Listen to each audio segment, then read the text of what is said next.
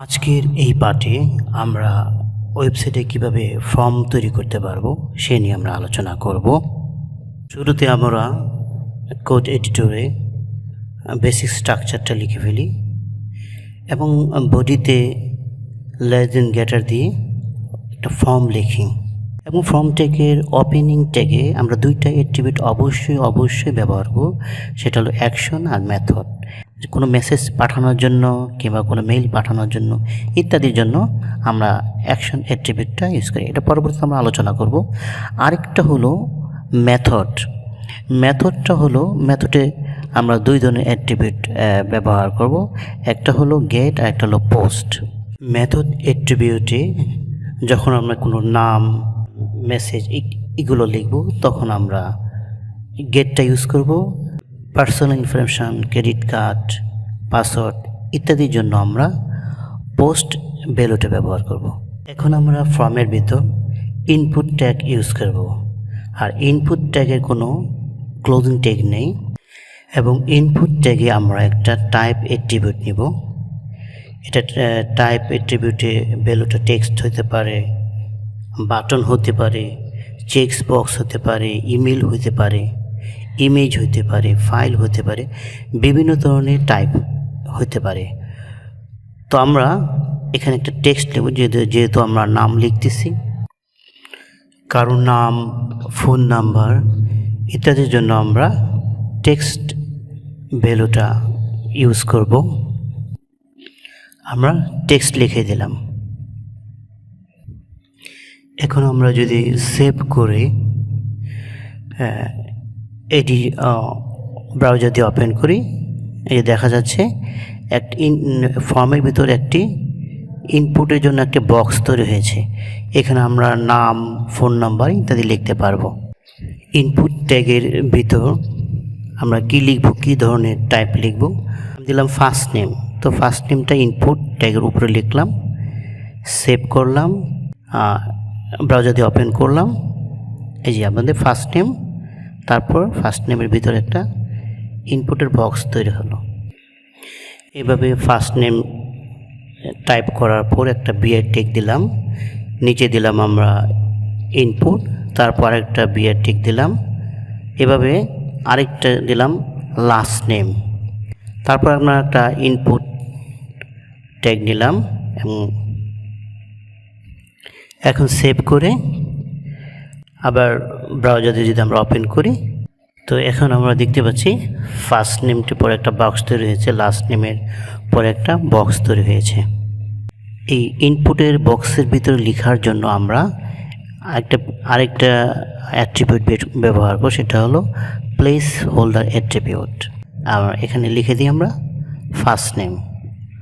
অনুরূপভাবে last নেমের input ট্যাগের পরে টাইপ অ্যাট্রিবিউটের পরে আমরা প্লেস হোল্ডার দিয়ে আমরা লিখব লাস্ট নেম।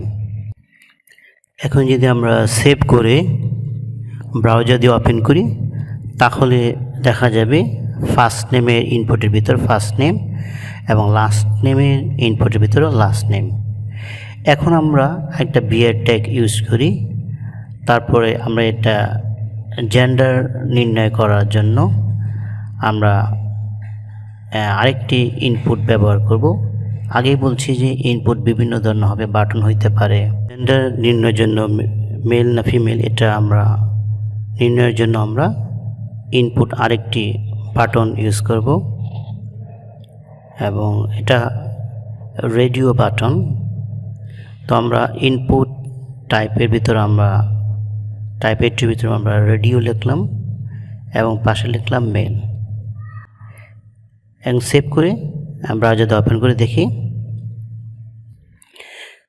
সেভ করে আমরা ব্রাউজারে ওপেন করে দেখি জেন্ডার পাশে মেল বাটনটি এসেছে সিলেক্ট করার জন্য। এভাবে জেন্ডার সিলেক্ট করার জন্য মেল, ফিমেল এবং আদার্স বাটন তৈরি করার জন্য আমরা অনুরূপভাবে লিখি এবং সেভ করি ব্রাউজারে ওপেন করি। যে আমাদের জেন্ডার মেল, ফিমেল, মেল হলে আমরা মেল সিলেক্ট করব, ফিমেল হলে ফিমেল সিলেক্ট করব। নির্দিষ্ট জেন্ডার সিলেক্ট করার জন্য আমাদের আরেকটি নেম অ্যাট্রিবিউট ইউজ করতে হবে। কারণ আমরা যদি নেম অ্যাট্রিবিউট ইউজ না করি তো সবগুলো সিলেক্ট হয়ে থাকবে। যে দেখো মেল, ফিমেল, আদার্স তিনটার মধ্যে সিলেক্ট হয়ে আছে। তো এটার পরিবর্তন করার জন্য, স্পেসিফিক করার জন্য, নির্দিষ্ট করার জন্য আমরা নেম অ্যাট্রিবিউট দেব এবং নাম দেব, টাইপ করব জেন্ডার। সবগুলোতে আমরা জেন্ডার লিখে দেব। এখন আমরা যদি সেভ করে এখন ব্রাউজার দিয়ে ওপেন করি, এখন আমি স্পেসিফিক জেন্ডার সিলেক্ট করতে পারছি। মেল হলে মেল, ফিমেল হলে ফিমেল, আদার্স হলে আদার্স। এখন তো ফর্ম তৈরি হলো। তো ফর্ম তৈরি করার পর আমরা কি করি, যেটাকে আমরা সেন্ড করি অথবা ফর্মটা সাবমিট করি। তো এটার জন্য আমরা আরেকটা ইনপুট ট্যাগ ইউজ করব এবং টাইপ হবে সাবমিট। সাবমিট টাইপের আমরা একটা বাটন ইউজ করব।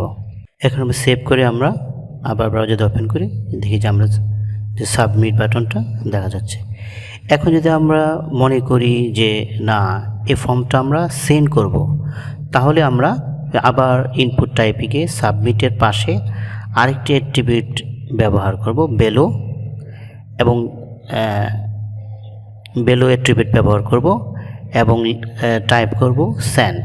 সেভ করে ব্রাউজারে ওপেন করি, সেভ করে ব্রাউজারে ওপেন করে দেখা যাবে যে আমাদের সেন্ড বাটনটি সংযুক্ত হয়ে গেছে। এখন আমরা চাচ্ছি যে পুরো ফর্মটা চতুর্দিকে একটা বর্ডার কিংবা একটা শেপ দিতে। তো এটার জন্য আমাদের কী করতে হবে, ফর্ম ট্যাগের নিচে আরেকটা আমাদের ট্যাগ ব্যবহার করতে হবে, সেটা হলো ফিল সেট। এই ফিল সেট আমরা ট্যাগ টাইপ করলাম এবং ফিল সেটের ভিতরে আরেকটি ট্যাগ ব্যবহার করব, সেটা হলো লিজেন ট্যাগ। এবং লিজেন ট্যাগের মাঝে আমরা লিখলাম কন্টাক্ট কাজ এবং এই পুরো ফর্মটা কপি করে এই ফিল সেটের ভিতর আমরা পেস্ট করে দিলাম। এখন আমরা সেভ করে যদি আমরা ব্রাউজার দিয়ে ওপেন করি, এই যে দেখা যাচ্ছে আমাদের কন্টাক্ট কাজ ফর্মটা সুন্দরভাবে বর্ডার দিচ্ছে। নেক্সট ক্লাসে আমরা ফর্মের আর বিভিন্ন বিষয় নিয়ে আলোচনা করব। তো ভিডিওটা যদি হেল্পফুল হয়ে থাকে তো অবশ্যই লাইক দেব এবং সাবস্ক্রাইব করে পরবর্তী লেসন বা পরবর্তী পার্টের জন্য প্রস্তুত থাকব। সকলকে ধন্যবাদ। আসসালামু আলাইকুম।